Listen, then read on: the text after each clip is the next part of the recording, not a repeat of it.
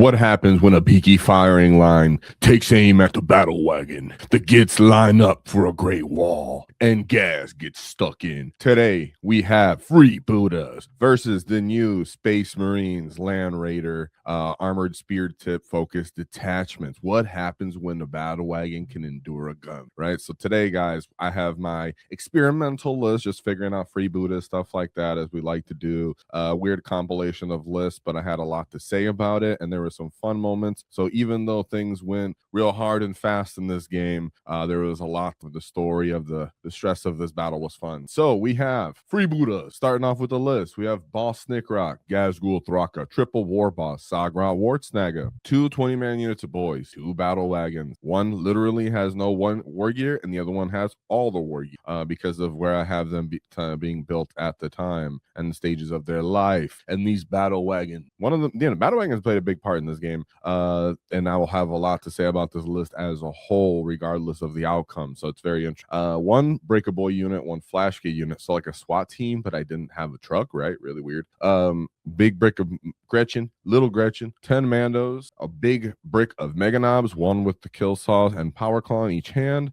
This is for diversity and targeting, right? So I can get more AP if I need it and strength. I can also get more attacks if I'm going into invulns, for example. And then we have Storm Boys. So I really like the need that I went behind this list for. One, the Mega Knobs was intentional with Gaz, even though typically another horde makes sense. In this case, it's easier to move around the field. It's pretty enduring late game. I need the AP for the most part. It's a bit cheaper than bringing a second character, which you can also do as well, start stacking enhancements, but I didn't go for that, oddly enough. Another thing that was really odd was not having a truck on the list. So I'll have a lot to say after we play the game for that, but what I was going for here was the leapfrogging mechanic, and I'll show you that in the deployment, where I'm going to have units inside these transports, get them out to do things, get another unit in, and then move around the field and such, and how that played out. Because we were going into this real Space Marine beaky heavy gun line, well, not necessarily gun line, but vehicle heavy, with some good, still respectable gun army. So as for the list, sorry, I have it right here, is Armored Spear Tip. We have an Ancient Terminator armor with Armored Commander, Blade Guard Ancient with Tip of the Spear, Kato Sicarius, and Amanius Kalgar in the armor.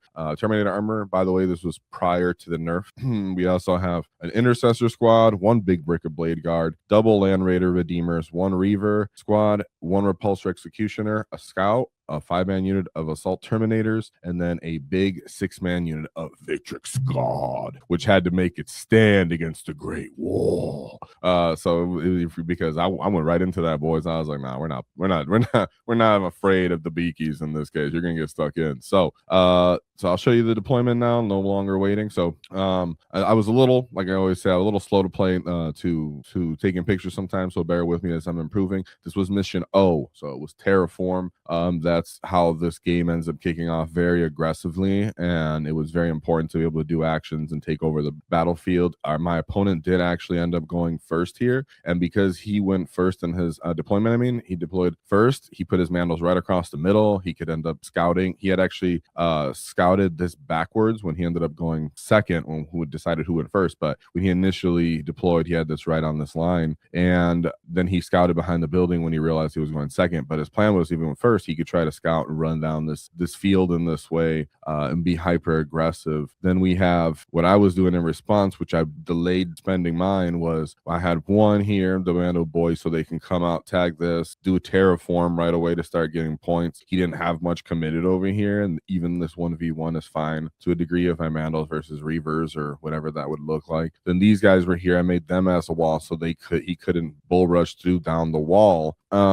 If he had ended up coming this way with his Land Raider, I didn't want him to be able to bull rush through the wall, drop his guys out, and then be able to charge my boys. Because when it goes for my side, I have 5 Flash Kits, the Breaker Boys, and 5 Storm Boys in this battle wagon for deployment, and then I have a 20-man unit of boys in this battle wagon. But these 20 boys are in the field in the back, just keeping it chill, right? Super risky. I did not like doing this necessarily, but it did give me what I needed to do. I had Snicker out here, and like I said, right away I had to start doing doing actions, and so did he. So my deployment did help with that. I have Zod here. He's going to just run, try to flip that, make sure he never can score his primary, because the point of this list is to get the enemy to come out to play a little bit with the skirmishing little bit units we have. Throw a bunch of battle line, invulns, battle wagons, stuff just right up on playing the primary mission, retaining the primary game, and then eroding people with Gaz's either his aura buff or him just continuously gaining the wall. So you're making a difference in the primary in this list for the most part, and Gaz is the continuum momentum shift. Or in this case, you're able to use the boys, and you'll see how I tried to use the boys with that as well. And the double saturation of wagon made it so they can't, necessarily get both. So the push is always a big deal. Now, as for here, my first turn, I end up going first, as I said earlier. And so I draw Sabotage, and I think I have a better picture of that where I have already these guys. Sorry, backward picture. So I actually had, this is when the guys actually, when they disembark and then the boys get in. So as you can see, the boys and the war boss get in here. The guys that were 20-man unit that was right here. Snake Route moves up. I should have moved Snake Route a lot better, in my opinion. The Flash get out of the battle wagon and then move so they can try to terraform that and touch it. Even though I know that they're going to be, tempted to be attacked by this Land Raider, the point is to start the process of, okay, you have to come out and start doing actions in getting your assets involved. I think 11th edition is going to be a lot of that. I have Sabotage here where the Breaker Boys got out staged in this middle terrain, and then they started to sabotage. And then the Storm Boys flew off as well, and I'll show you where they ended up.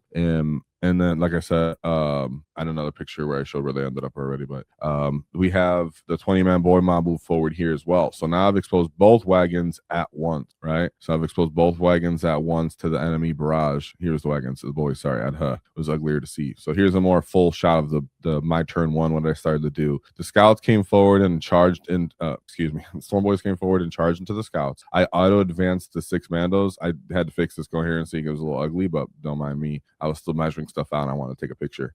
So the idea here was to stop his battle wagon from being able to move through stuff, pivot, and then land anywhere in this space. I wanted his Land Raider to only be able to go into this little gap. So I used Mandos to make like a Z formation to try to fill up that space. The scouts went forward, my Storm Boys went forward to kill the scouts. Very important to kill those chaff units that I could. I was very grateful that the enemy let me do that. And that he didn't have this Land Raider on the line ready to do its Land Raider overwatch. That's a mistake on his end, which later he makes sure he overwatches. But that was a big influence in this game, is that he constantly had overwatch available from the Redeemers, which is horrible for orcs, as you know. But as I said, I started the terraform. This guy went to touch the objective so that he can't tow me off it, and I actually want him to just attempt, okay, you can either go for my battle wagon that's not an objective, or you can go for the one that actually is and try to disembark guys and see what you can do. But he doesn't have a ton of long range firepower in response once he pops it to really deal with the boys after. So then that means he's now in position, which is what I wanted, right? Look at his response. Turn one, he gets really aggressive on the line. His Reavers come forward, which is what I wanted as well. He had to pull terraform, and he also pulled bring it down. So now we get to the big part of the game where this whole decision making on his end is what was his downfall this early in the game. Is he pulled battle wagon and overwhelming force, and he was just ready to just stick it to me, should just start disembarking me, and then be ready to overwatch me all the time and have all his fighting combat go on in his way. So he went for it. I was ready for, even if he popped me. This is how it looked in response for him flipping that. But this is how it looked where even if he popped my wagon, these squares are 1 inch. So I could drop boys onto this objective after he pops my wagon and get good OC onto that objective. So either way, he didn't have really good responses. One thing I should say too is the whole scout squad didn't die. He fell back into this. So I've done that so many times where I'm just too aggressive and I want to get to kill them and do stuff. It might have been smarter in hindsight to just terraform turn one with the Storm Boys onto this objective and put them somewhere I could terraform with them, so that I could terraform all 3 if I go first, instead of going for the scout kill. But I did go for that and it didn't pay off. So I just had to be transparent there exactly how that was. Now within these these Land Raiders, he has the Terminator 5-man unit up here with Calgar. He has the Vitrix Guard and the Blade Guard veteran inside of here, and you'll see those units get disembarked soon enough. So this was his shot from his point of view, how it looked on the side of the field, quite aggressive and staging mid-table, doing my sabotage. Oops, I went forward 2-1 too early. So this is my response turn. So this is turn 2 now, once I've actually got mine. So I did my assassinate. My sabotage, which was the turn 1, and then assassinate was the other secondary that I had discarded. So this following turn 2, I got Area Deny on Storm hostile objective. So this was a no-brainer. This was full on WAAAGH. And so I did make some weird choices here as well. But this is where the game just gets stuck in. And really good point here where Gaz and his Mega Knobs, I appreciated too, was the Land Raider Redeemer. I auto-advanced 6 this unit first to bait out the Overwatch from the Land Raider. He hurt my Mega Knob. I think he actually killed one, but that meant that he did not overwatch my Breaker Boy unit, right? So a Breaker Boy is super susceptible to this. So I went with him first, and then I let these guys roll. They also rolled a 5, which was huge for them to be able to cross this distance. So in reality, it was, Breaker Boys not having a transport of their own to stage up a little better was being felt here, and I just got lucky to get away with it. These flash gates moved back because I wanted something for later in the game. Now that I knew I was going to put my expensive pieces out, and I didn't want to be dwindled by the enemy's preference, for example, right? I didn't want them to come push this side and then be able to pick up both of these units and leave the boys on their own. So these guys moved back to just chill out for a second, but I let the boys move forward. This was a weird kind of thing. I wanted the sticky, and I wanted to follow up with a wall here if I could. So the idea, I should have put more guys on there and just went for it fully committed. But the idea was I knew I couldn't really stop these termies from possibly coming this way, but I was sure he was going to come down and commit to the middle to help clean this up. So I was like, well, I'll just minimize the firing lane, and then I'll just stand on there, a little overthunk myself. But the idea was the following turn, if he fully committed to the middle here, that I 1 stickied this, and 2, I can auto advance that way and wall that way and follow up with the big 20-man unit of boys to swing the middle as a big deal. So that was the thought process there. Zod went forward, big deal here with the mismatch. The Mandos went here too, and they're going to charge the Reavers to clean them up. The boys got out, and because even though the boys didn't get popped, the wagon was super legendary for that. It caused a super aggressive fire from him, and then the boys got even better disembark. Advanced here, I'm going to stick the War Boss right in there so he can choose his preference target. But I let the Breaker Boys charge in first, and I'll show you that. And then Gaz is going to go into the Repulsor. This is where the game kind of goes downhill for the opponent very quickly because I get all my ideal situations and matchups.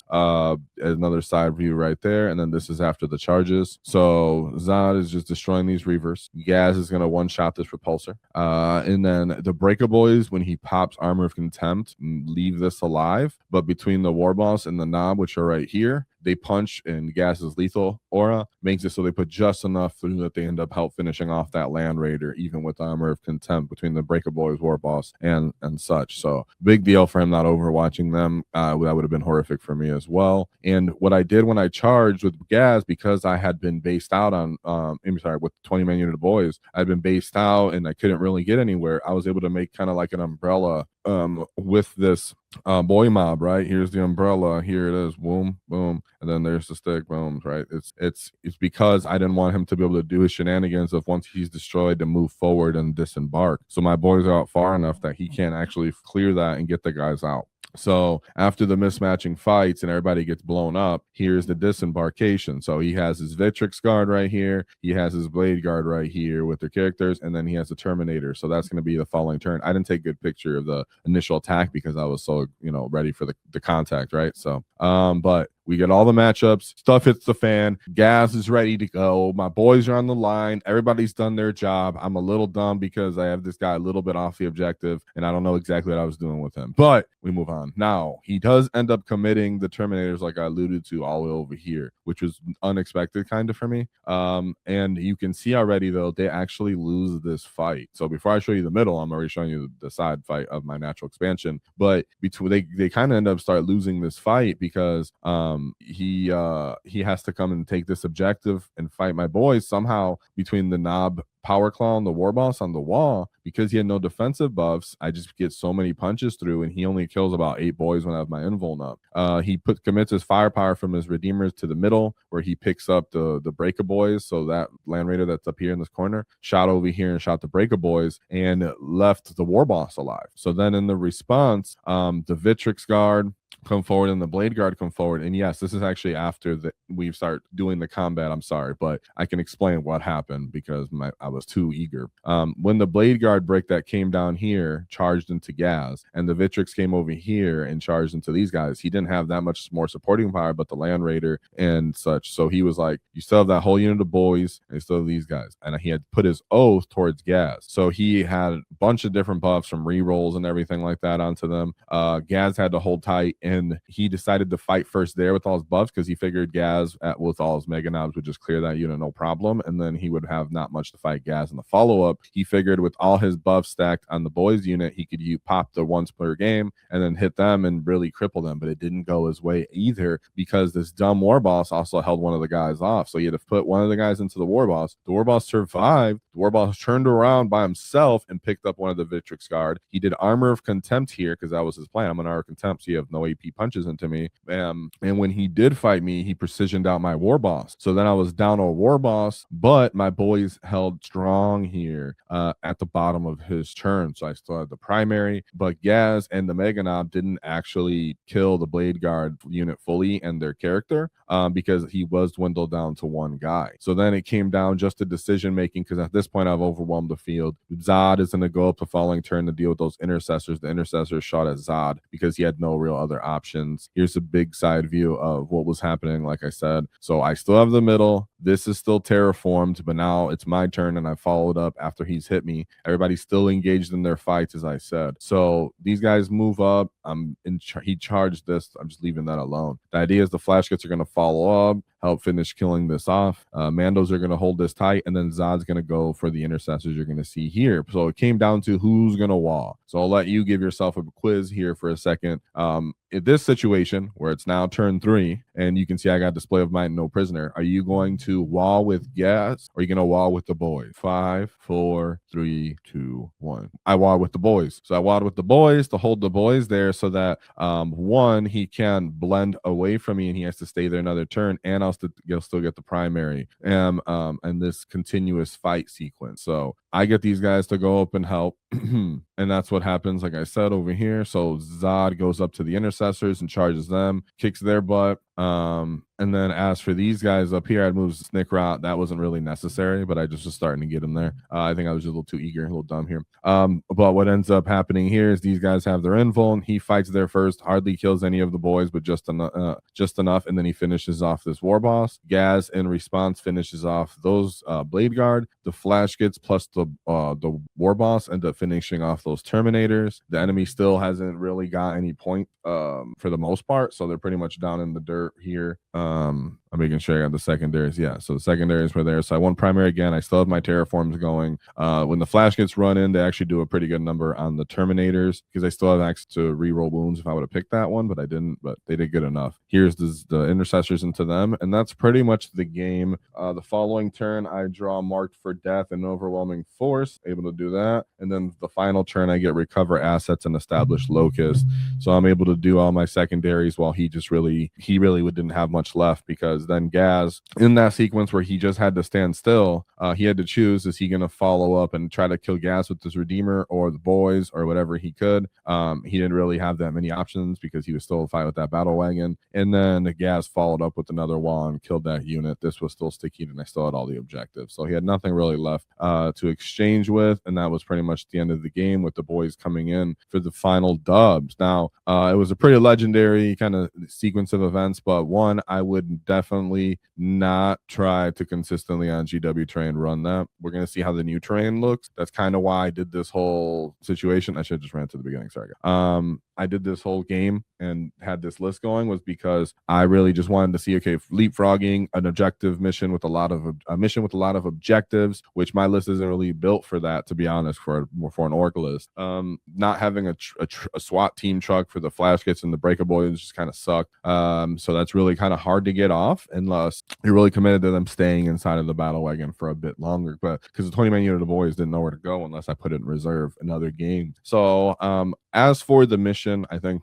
11th edition is going to be full of it. Freebooters is going to be awesome. A lot of different orc detachments are going to be awesome for between the 2 and 1.1s. And I really just wanted to experiment. And like I said, ultimately, I did switch this out for a WAAAGH. So the 20-man unit of boys felt a little bit elite, a little too different, ran out of other options to play primary and such, even though WAAAGH has his own. And so more wanted to share this with you guys and get stuck in as we get ready for next edition. If you like the Wall Tactics After Action Report, let me know how it can get better and what you'd like to see, because we're trying to get more of these out for the Gits. So, of course, leave a comment. Let me know how we can improve and do better. And there's always one thing to keep in mind is don't cross our wall because we'll knock your teeth out.